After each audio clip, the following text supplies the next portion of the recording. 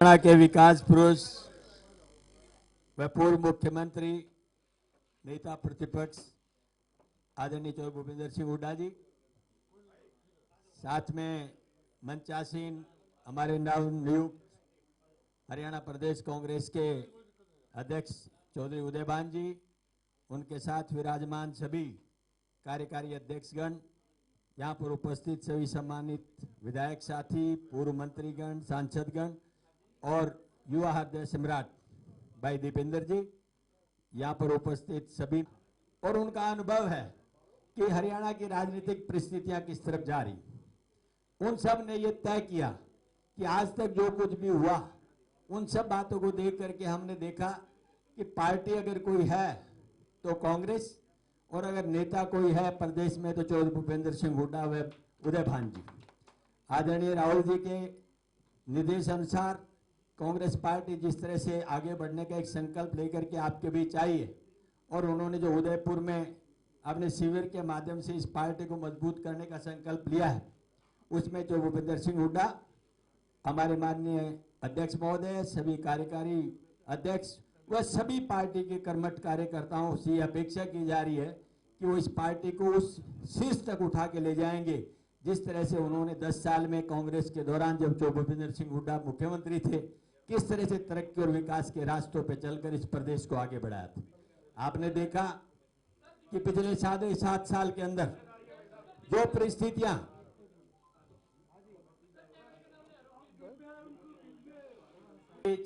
वो बहुत सारे साथी जो पार्टी ज्वाइन करना चाहते हैं, जो भूपेंद्र सिंह हुड्डा जी के नेतृत्व में और जो उदयभान जी की अध्यक्षता में, उनके नाम मैं आपके सामने रखना चाहूंगा।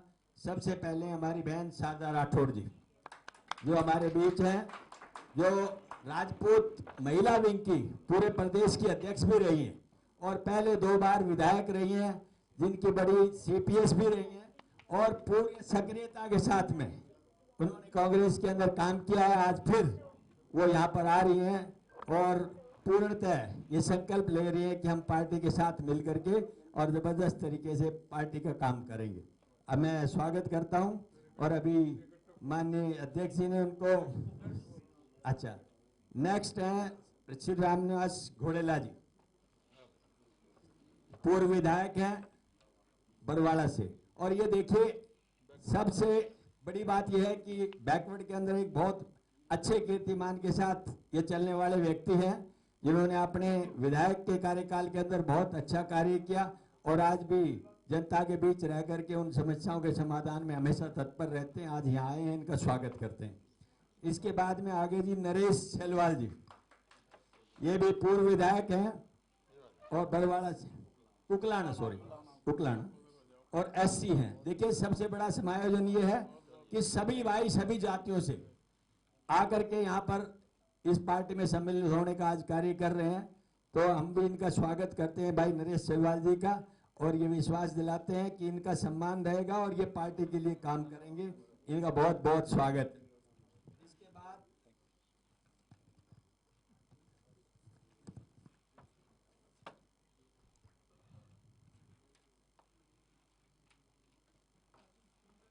श्री परमिंदर ढूल जी, ये 2 बार विधायक रहे हैं और बहुत सक्रियता के साथ काम करते रहे हैं। आज बीजेपी छोड़ करके ये हमारे बीच आ रहे हैं, हम इनका हृदय की गहराई से स्वागत करते हैं। और वह सबसे बड़ी खुशी की बात यह है कि इनके पिताश्री चौधरी सिंह जी, जो 7 बार विधायक रहे और बहुत माने जाने इस हरियाणा प्रदेश के एक नेता थे, कदावर नेता रहे। इसके बाद में भाई जिलेराम शर्मा जी, जो पीछे विधायक भी रहे हैं असम से और सीपीएस भी रहे हैं और कांग्रेस से बहुत अच्छी तरह से जुड़े रहे हैं। आज फिर अपने मतलब भावनाओं के साथ में इसी पार्टी में सम्मिलित हो गए और दोबारा से इसी पार्टी को मजबूत करने का काम कर रहे हैं। इसके बाद में भाई राकेश कंबोज जी, ये विधायक रहे हैं और एक बार विधायक रहे हैं, आज फिर कांग्रेस में सम्मिलित होकर के, और बहुत अच्छे इन्होंने वोट लिए थे पीछे 46,669, बहुत अच्छे वोट हासिल करके पिछला चुनाव भी लड़ा था। आज ये पार्टी में सम्मिलित हो रहे हैं, हम इनका स्वागत करते हैं। अच्छा, इनके फादर भी मिनिस्टर है। अच्छा अच्छा, उसके बाद राजकुमार जी,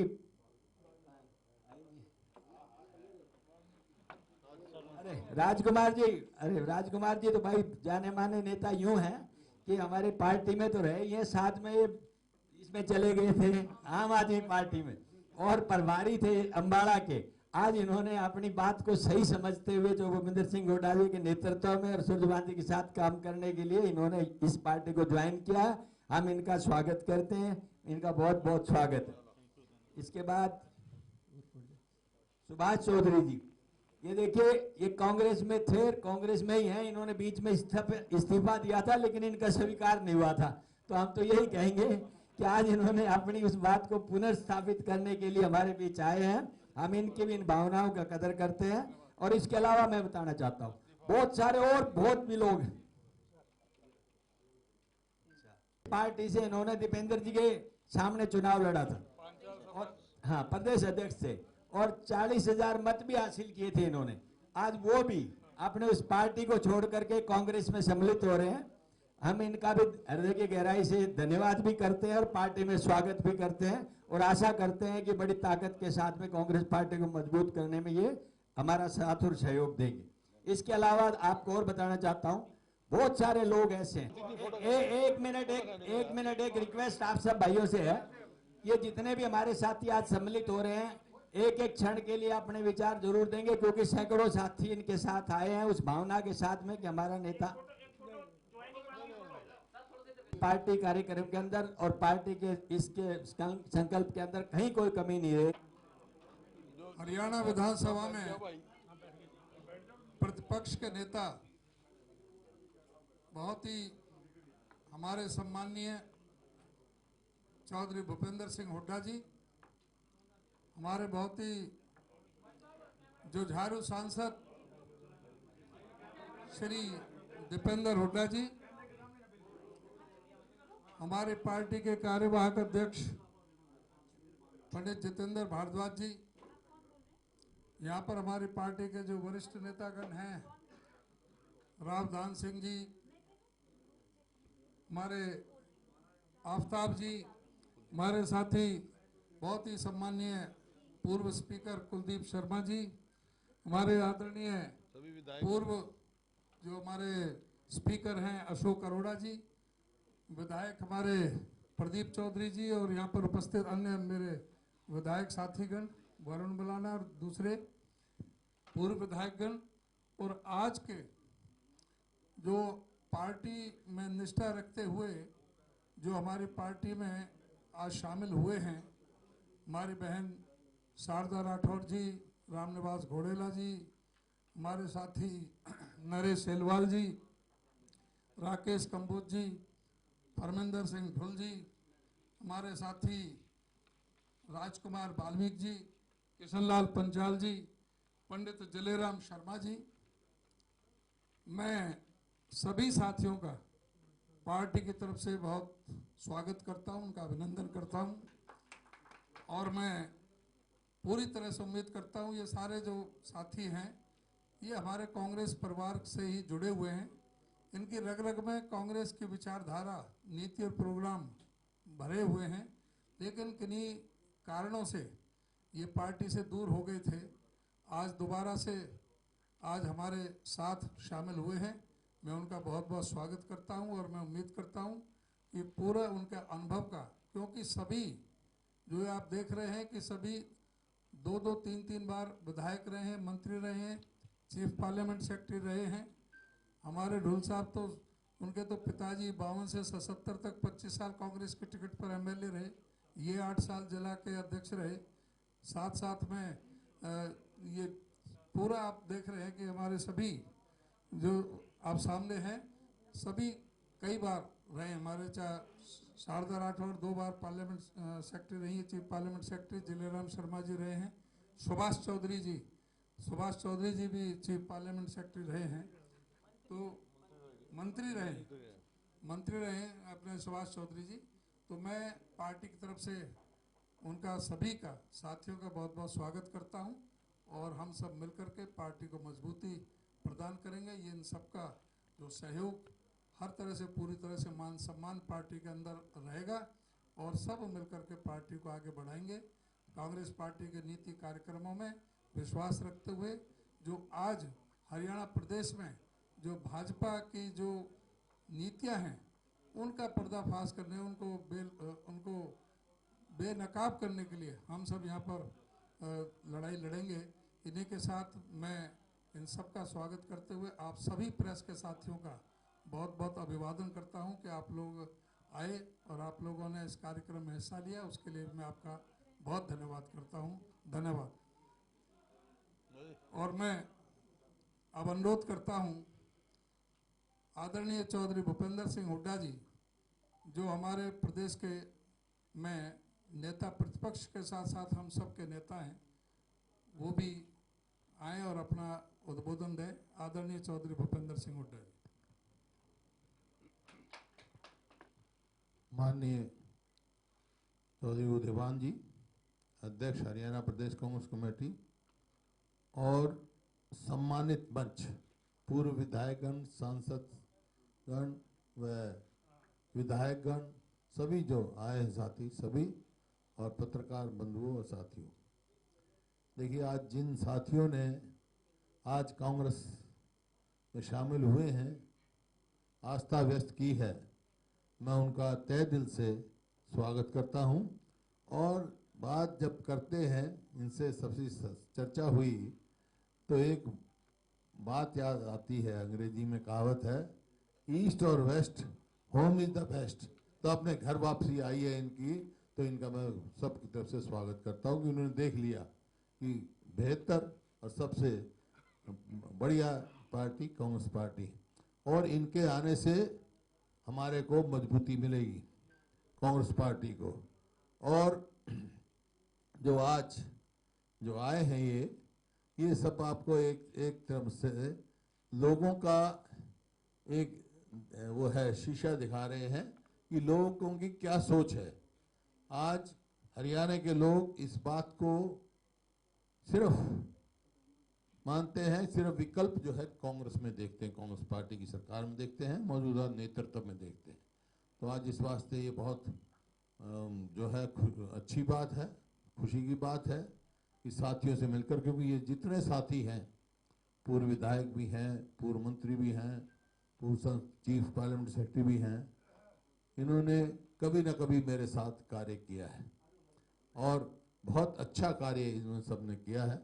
इस वास्ते मैं इनका बहुत तहे दिल से स्वागत करता हूं। मेरे को मालूम है आप बहुत देर से बैठे हैं पत्रकार साथी, तो अब जो है आपसे जिसने आपने सवाल पूछना हो, जिससे पूछना उनका नाम ले लेना और उनका सवाल पूछ लेना। धन्यवाद, बहुत बहुत धन्यवाद।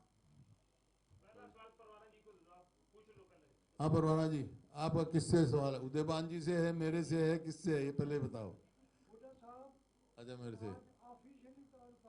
हाँ, हरियाणा में कुछ म्यूनिसिपल कमेटियों, काउंसिलों वगैरह के चुनाव घोषणा की गई है। आप ये बताइए कि कांग्रेस पार्टी क्या ये आने वाले म्यूनिसिपल चुनाव पार्टी सिंबल पर लड़ेगी? देखिए परवाना जी, पार्टी का पहले फैसला है, पिछला चुनाव भी हम कॉरपोरेशन जो है पार्टी सिंबल पे लड़े थे। जो म्यूनिसिपल काउंसिल और कमेटी की बात है, जल्द ही पार्टी जो है इस बात में विचार करेगी, 1-2 दिन में अपना जो है फैसला करेगी। ऐसी बात हुई अध्यक्ष जी से, हम एक कमेटी बना के वो सब साथियों से बात विचार करके फिर फैसला करेंगे हम। अरविंद शर्मा जी ने कहा है कि चीफ मिनिस्टर मनोहर लाल खट्टर अपना दिमाग अप्लाई नहीं करते हैं कोई काम करने वाली। पिछले कल उन्होंने कोई प्रोग्राम में इस तरीके का कमेंट किया है। फिर मेरे से क्या सवाल है? अप्लाई करते हैं, कमेंट किसने किया, किस पे किया, इससे मेरा क्या वास्ता है भाई? अप्लाई करते हैं नहीं करते, आपको क्या लगता है? मेरे से क्या वास्ता है भाई? मेरे से वास्ता जो मैं जिसके बारे में ओपिनियन होगा अपना दूंगा, किसी का उधार मांगा हुआ नहीं लेता हूँ।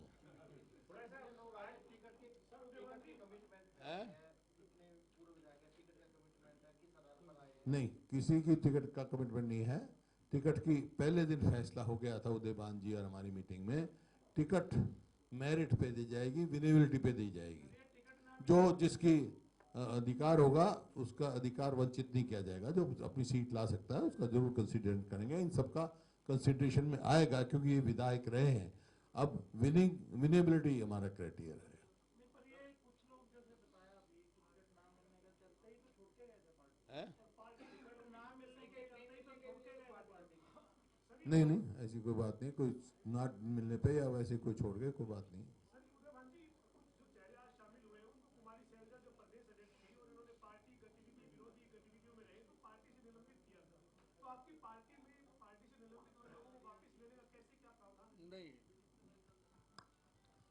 पार्टी से जब चुनाव लड़े थे, ये इंडिपेंडेंट जो चुनाव लड़े, टिकट नहीं मिला, इंडिपेंडेंट लड़े, तो एक स्वाभाविक प्रक्रिया है कि जो चुनाव लड़ता है तो उसके लिए निष्कासित किया जाता है 6 वर्षों के लिए।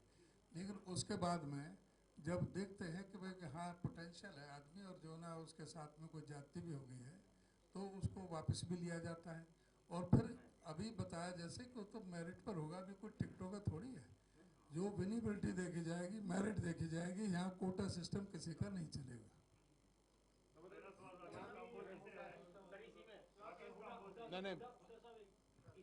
ये बात की बातें हैं, पहले उदयभान जी से और मेरे से जो सवाल हो पूछे। We are addressing the press conference. आपको पूछा हाँ, मेरा सवाल सर ये मेरे कल 8 एमएलए हैं जो घर वापसी आप कह रहे हैं सर उनकी हुई है। कांग्रेस के एमएलए रहे हैं, मतलब और पार्टी में भी रहे हैं सर, पर कुछ कांग्रेस के सीनियर लीडर, आप कहते हैं ईस्ट और west Congress is the best, कुछ जो सीनियर लीडर हैं, प्रेजेंट लीडर हैं, वो घर छोड़ के जाने की बात करते हैं सर, ट्वीट करते हैं, पार्टी हाईकमांड को टारगेट करते हैं। आप समझ गए होंगे मेरा इशारा किस बात है, हाँ। उसके बारे में आपका किसके बारे में क्या कहें? हैं? नहीं, उनके बारे में व्यक्तिगत मेरा कोई वो नहीं है। वो कांग्रेस में है, कांग्रेस के विधायक हैं। ये तो हाइपोथेटिकल सवाल आप करोगे। छोड़ने जाने से पहले हाइपोथेटिकल सवाल का जवाब थोड़ा ही दूंगा। वो कांग्रेस में विधायक हैं। जिस तरीके से मुख्यमंत्री से वो मिले, मुख्यमंत्री ने भी बड़ी मित्रता जताई है उसको, उनकी मुलाकात को लेकर के कुलदीप बिश्नोई की। 10 जून को राज्यसभा का चुनाव है, आप मानते हैं कि क्रॉस वोटिंग का खतरा जो मित्रता तो कोई राजनीति में किसी की कोई दुश्मनी नहीं है। खट्टर साहब मेरे भी मित्र हैं। राज्यसभा चुनाव में इस तरह देखने के लिए मिल सकता है क्या? करीबियों का राज्यसभा चुनाव में जो मित्रता है, इसका कोई क्रॉस नहीं, कांग्रेस के विधायक कांग्रेस को वोट देंगे। किस तरीके से उम्मीदवार किस तरीके से खड़े करेंगे सर आप? उम्मीदवार हाईकमांड फैसला करेगी। सर एक सवाल है, आपकी सरकार का जब पार्ट 2 चल रहा था तब जो आपके विधायक हैं जिनको अभी आपने शामिल करा दिया सिलवाला, उन्होंने खुलेआम आपकी खिलाफत की। उन्होंने तब भी कहा था कि आप उनकी बात नहीं सुनते, आप उनके काम नहीं करते। तो आज आप जब उनको पार्टी में दोबारा शामिल करा रहे हैं तो क्या पुराने मतभेद या पुराने मनमुटाव खत्म हो गए? कोई मतभेद नहीं है हमारा, ना मनमुटाव है किसी से। हमारे साथी रहे हैं, साथी हैं।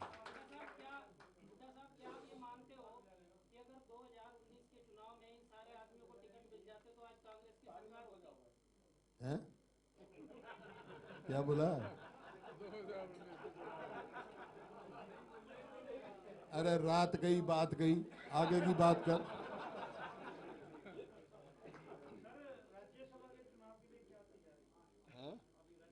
राज्यसभा के चुनाव है, पार्टी फैसला करते ही चुनाव लड़ेंगे। 1 तारीख लास्ट डेट है नॉमिनेशन की। नॉमिनेशन का 31 तारीख है लास्ट डेट, और इलेक्शन चुनाव होगा हमारी पार्टी में। एक जो हमारी स्ट्रेंथ के हिसाब से 1 सीट कांग्रेस को आएगी। सर क्रॉस वोटिंग ना हो, नजर बनी रहे, इसको लेकर कोई कांग्रेस अलग से कोई स्ट्रेटजी इस बार बनाएगी? पिछली बार गड़बड़ लगी। पिछली बार क्या गड़बड़ हुई थी? उनकी हेराफेरी की थी, पर हमारी तरफ से कोई नहीं हुई थी। नहीं मतलब कोई बात नहीं है, वो नहीं बात। उस टाइम हमारे किसी विधायक ने गड़बड़ नहीं की थी, करने वाले ने कर दी थी। अब के हमारे को तजर्बा हो गया, वो नहीं होने देंगे हम। सबका पहले पंच कर लेंगे। अब तो प्रदेश अध्यक्ष भी बन गए और निकाय चुनाव आ गए, अब संगठन कब तक बन जाएगा जिला अध्यक्ष? और आप लोग कहते थे कि संगठन की कमी है, इसकी वजह से चुनाव भी हारे हैं और नुकसान हुआ है। अब निकाय चुनाव बिल्कुल सर पे आ गए। संगठन का प्रक्रिया चल रही है, सब तारीख निश्चित हैं। जिले के प्रधान ब्लॉक लेवल से लेके राष्ट्रीय स्तर तक चुनाव की तारीखें तय हो चुकी हैं। अगस्त तक मेरे ख्याल सारा सामान। कार्यकारी अध्यक्ष नियुक्त हुए सर, तो कुछ कार्यकारी अध्यक्ष आज भी नहीं दिख रहे सर, जो दूसरे मतलब सब अपने अपने कार्य में लगे होंगे।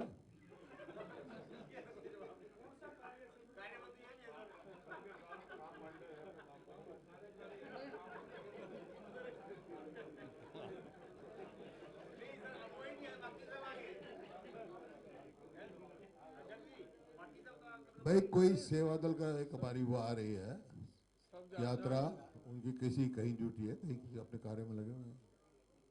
सर चंडीगढ़ में उदयपुर में जैसे चिंतन शिविर हुआ, वही चंडीगढ़ में भी करने जा रहे हैं, क्या क्या होगा, कौन कौन शामिल होगा, क्या मुद्दे रहेंगे? ऐसा ही तो अध्यक्ष जी बताएंगे कौन कौन शामिल होंगे, लेकिन मुद्दे तो जो उदयपुर में डिक्लेरेशन हुआ, संकल्प हुआ, वो जो हमारे हरियाणा के साथी हैं उनको बताया जाएगा। और कोई उससे अलग कोई संकल्प हरियाणा के विशेष तौर पे हरियाणा के लिए लेने के लिए होगा तो फिर चर्चा करेंगे, फैसला करेंगे वहाँ। लेकिन जो होगा, जैसे मेरे को कन्वीनर बनाया था फार्मर्स के लिए, कृषि के लिए और उसके लिए, तो हमने क्या क्या कांग्रेस का फैसला किया है वहाँ पे आप सबको मालूम है। भाई आपका एमएसपी की बात की हमने ये पार्टी में फैसला किया है भाई एमएसपी की लीगल गारंटी हो, एमएसपी को तय करने के लिए कौन सा फार्मूला हो, स्वामीनाथन का C2 फार्मूला हो। और जो कर्ज में डूब गया, जो दुगनी बात कह रहे थे किसान की आमदनी दुगनी करेंगे, आज कर्जा दुगना कर दिया गया है। 2014 में पूरे देश के किसान पर कोई 8 लाख करोड़ के करीब कर्जा था, आज 16 करोड़ को सरपास कर कर्जा डबल हो गया। तो इंडेप्टनेस कैसे होगी, उसमें हमने पार्टी ने तय किया है नेशनल कमीशन फॉर रिकंसिलिएशन और सेटलमेंट होगा, जैसे इंडस्ट्री के आधार पर, और किसी भी किसान की ना जमीन नीलाम होगी ना क्रिमिनल केस चलाया जाएगा, जैसे अब चलाया जा रहा है, नोटिस लगाए जा रहे हैं इसी प्रकार से, और बिजली किसान को फ्री दी जाएगी। इस प्रकार से फैसले हमने लिए हैं वहाँ पर। तो और काफ़ी फैसले लिए हैं कि भाई जो फसल बीमा योजना है उसको फिर रीलुक किया जाएगा, वो यूनिवर्सली उसको ऊपर लागू किया जाएगा। ये हैं इसी प्रकार अलग अलग पॉलिटिकल लिए हैं हमने कि भाई क्या क्या और महकमे बनाए जाएंगे, इलेक्शन मॉनिटरिंग का और जो भी है अध्यक्ष जी बताएंगे। तो वो सारे जो यहाँ पे शिविर लगेगा उसमें सारे उन पर डिस्कशन होगी और वो बातें लोगों तक पहुँचाई जाएंगी। छोटा सा मेरा एक सवाल ये है, अभी जब वो प्रदर्शन चलता रहा जब सुप्रीम कोर्ट पे किसानों का जो आंदोलन हुआ उसको लेकर पंजाब ने कल भी मुआवजा राशि दी है, आपकी सरकार से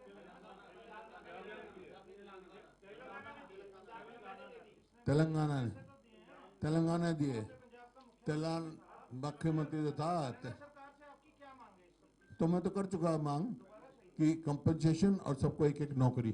और जहाँ तक कांग्रेस का सवाल है, कांग्रेस विधायक दल ने सबको आर्थिक मदद करी है, हमारे विधायकों ने करी। पंचायत चुनाव एक साल से लटक रहे हैं या लटकाए जा रहे हैं, क्या कहना है आपको? लटकाए जा रहे थे पर अब लटकेंगे नहीं, कोर्ट बीच में आ गया। ये जो हमें प्रेस रिलीज जारी की है कांग्रेस पार्टी की तरफ से, प्रदेश कांग्रेस की तरफ से, कि जो हमारे पास एमएलए एक्स एमएलए जो शामिल हुए थे सबका लगभग उन्होंने कहा कि इनके आने से पार्टी अपने एरिया में जिस एरिया से वो उनको टिकट नहीं मिली थी इसलिए वो किसी न किसी दूसरी पार्टी आएगी पर लड़ी थी मजबूत हो गई। तो ये एक तरफ इशारा कर रहा है कि इनके आने से वास्तव में कांग्रेस के उम्मीदवारों की मजबूती मिलेगी। ये तो स्पष्ट है कि टिकट का कहीं ना कहीं इसमें इशारा हो रहा है। वो अलग बात है जैसे आपने कहा कि मैच में मिलेगा, पर इनकी विजिबिलिटी इसमें नजर दिखाई गई। देखिए मैं तो कह चुका हूँ, किसी भी साथी ने कोई इस किस्म की कंडीशन नहीं रखी है, उन्होंने पार्टी में आस्था व्यक्त की है और हमने ये कहा है कोई मेरिट पे और विजिबिलिटी पे टिकट दी जाएंगी सभी साथियों को, इन खाली केवल इन साथियों की नहीं, जितने भी विधायक हैं, जितने भी विधायक का इलेक्शन लड़ेंगे, खाली इनके ऊपर नहीं, सब पे विजिबिलिटी।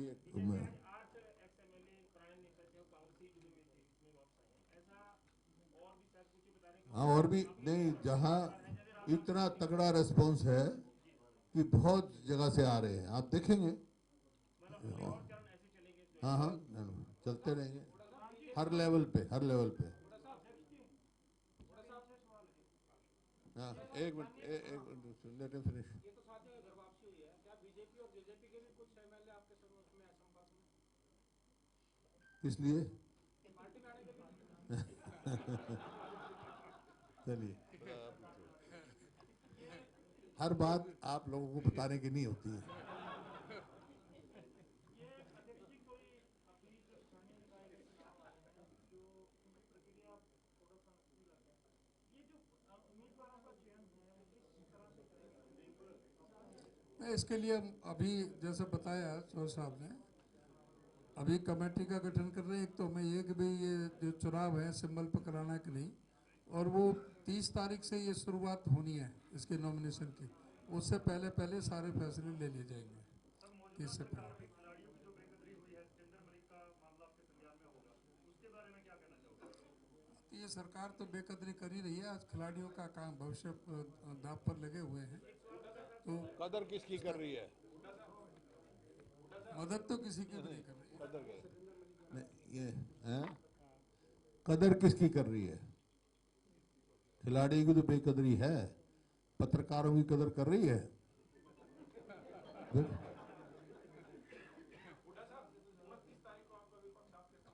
हाँ, देखिए, जब ये हमारी तिथि तय हुई और ये जो नया स्वरूप हमारे अध्यक्ष बने हैं, तो वो देखकर, जो रेस्पॉन्स देखकर लोगों का फतेहाबाद की विपक्ष आपके समक्ष, ये घबरा चुके हैं। और इसी वास्ते कोई सिरसा में मीटिंग रख रहा है, कोई टोहाना में रख रहा है, ताकि हाजिरी ना हो। लेकिन मैं यहाँ कह के जा रहा हूँ, हाजिरी इन सबसे ज़्यादा वहाँ पर होगी। लोगों में इतना जोश है। एमपी रोहतक ने ये कहा कि हाथ खड़े करवाए लोगों से कि हरियाणा में भ्रष्टाचार है कि नहीं है, तो सबने हाथ खड़े करके कहा कि अब तो एमपी भी कह रहे हैं कि 350 करोड़ का तो वहां पर देखिए डॉक्टर साहब, ये है, हम तो कितने दिन से कह रहे हैं कि भ्रष्टाचार चरम सीमा पर है। जो हम कह रहे हैं वो ये इनके सांसद ही सिद्ध कर रहे हैं, तो इसका मतलब भ्रष्टाचार है। और हमारी जो मांग चल रही है वो इंक्वायरी की जाए। मतलब जिस प्रकार से नौकरियों का एचपीएससी में देखा कितना बड़ा घोटाला हुआ, सबऑर्डिनेट सर्विसेज में देखा, अब ये कौशल क्या बनाया उसमें आप देख रहे हैं कि नौकरी पक्की नहीं होगी। ये खिलवाड़ जो युवाओं से किया जा रहा है, ये खिलवाड़ इस सरकार को बहुत महंगा पड़ेगा और इसको बंद कर देना चाहिए। और एचपीएससी में जो ये मैंने कहा था, सीबीआई के सिटिंग या सिटिंग जज के द्वारा कराओ, सीबीआई इंक्वायरी करे, तो क्या क्यों संकोच कर रही है? इसका मतलब दाल में कुछ काला है। नहीं तो क्या संकोच है, क्यों नहीं करवाते ये इंक्वायरी? इंक्वायरी करवानी चाहिए। कितने घोटाले हुए हैं, ये घोटालों की सरकार है।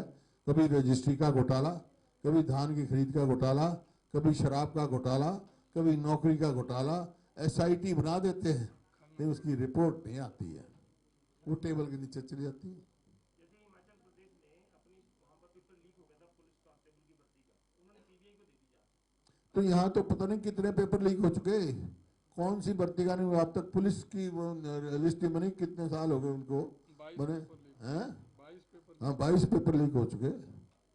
तो ये तो हमारी शुरू से मांग करते हैं। सरकार कह रही है सर खरखोदा में मारुति लेकर जा रहे हैं, लोगों को रोजगार भी मिलेगा। देखिए, खरखोदा में कहाँ लेके आ रहे हैं वो मारुति? आईएमटी कब बनी थी, किसने बनाई थी? और मैं आपकी इंफॉर्मेशन के लिए बताना चाहता हूँ, जापान जब मैं गया था, वहाँ के मालिक सुजुकी से मेरा ये तय हो गया था कि भाई आईएमटी एक रोहतक में बन रहा है, वो इंफ्रास्ट्रक्चर तैयार है, उसके बाद खरखोदा में बन रहा है। तो वो उन्होंने कहा था मैं रोहतक में भी लगाऊंगा, उन्होंने लगा रखा है अपना वहाँ, और मैन्युफैक्चरिंग यूनिट खरखोदा में भी लगाऊंगा। लेकिन ये सरकार 8 साल तक कुछ कर ही नहीं सकी। 8 साल तक इंफ्रास्ट्रक्चर ही तैयार कर नहीं सके। ये तो 8 साल पहले लग जानी चाहिए थी, जो हमारे से आता था। तो 8 साल डिले के लिए जिम्मेवारी है।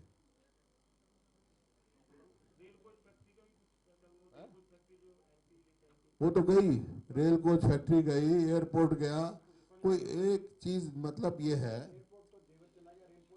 चलो कहीं भी गया, चलो कहीं भी गया, मतलब एयरपोर्ट गया और ये रेल कोच फैक्ट्री गई, हरियाणा में बननी थी। मतलब ये देखो 8 साल हो गए इनको। मैंने अपने कार्यकाल में कांग्रेस की सरकार में मेट्रो दिल्ली से बल्लभगढ़ दिल्ली से गुड़गांव, दिल्ली से भादरगढ़, ये 1 इंच लाए हो तो बता दो। रेलवे लाइन हमारी देखो कितनी बनाई, इन्होंने 1 इंच बनाई हो तो बता दो। कितनी यूनिवर्सिटी बनाई है। इन्होंने बनते ही कहा था कि कल्पना चावला जो मेडिकल कॉलेज था करनाल में, उसको हम यूनिवर्सिटी बनाएंगे। कहाँ गई वो यूनिवर्सिटी? जहाँ मतलब ना टीचर्स की रिक्रूटमेंट, ना और कुछ, कोई भी मतलब ऐसा कोई इंस्टीट्यूशन बनाया हो, कोई नया इंस्टीट्यूशन लेके आया हूँ। सबसे बड़ी 2005 में जब हमारे को मौका मिला, सबसे बड़ी समस्या बिजली की थी।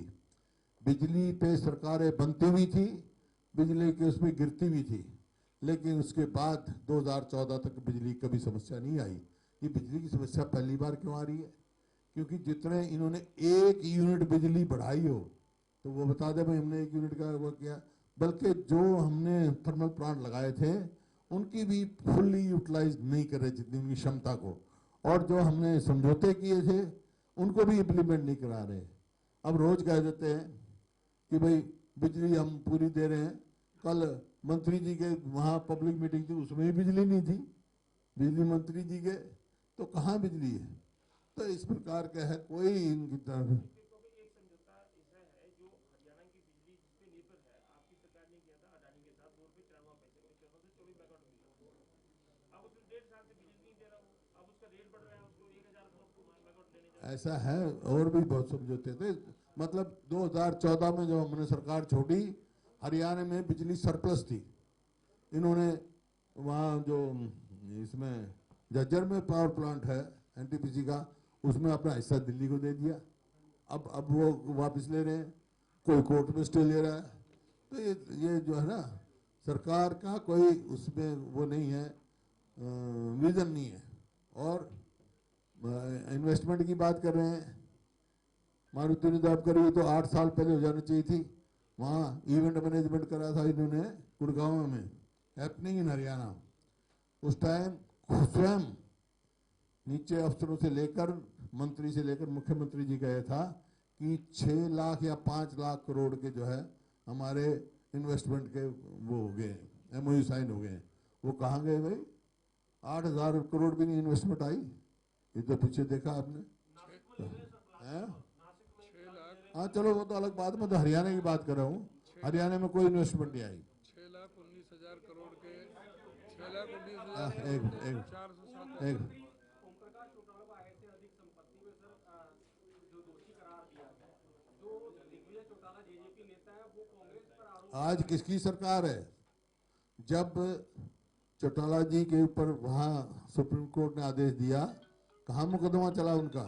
किसकी सरकार में चला? हरियाणा में किसकी सरकार थी? केंद्र में किसकी सरकार थी? बीजेपी की सरकार थी जिसका वो समर्थन कर रहे हैं। और आज किसकी सरकार है भाई? मतलब जो है अपनी विफलताएं पे, मैं तो उस टाइम भी कहा था इनको, उस टाइम असेंबली में कहा था मैंने पिछली बार, भाई इनके सपुत्र को भी कहा था भाई कोई अच्छा वकील कर लो। वो तो किया नहीं, बल्कि भूपेंद्र सिंह हुड्डा के पीछे लगे जिसका कोई वास्ता नहीं। सुप्रीम कोर्ट ने आदेश किया सीबीआई की इंक्वायरी का, दिल्ली में सीबीआई इंक्वायरी चली। आज डिस्प्रोपोर्शनेट एसेट्स में मेरा क्या वास्ता भाई? आज तो इनकी सरकार है। लेकिन दिग्विजय जी या जो भी है, मैं किसी का क्या कहूँ, जिनका खुद का, मैं तो यही है भाई, दूसरों की निंदा करने से पहले खुद अपना गिरेबान झाँको, कहाँ खड़े हैं। कहाँ से बोले? अच्छा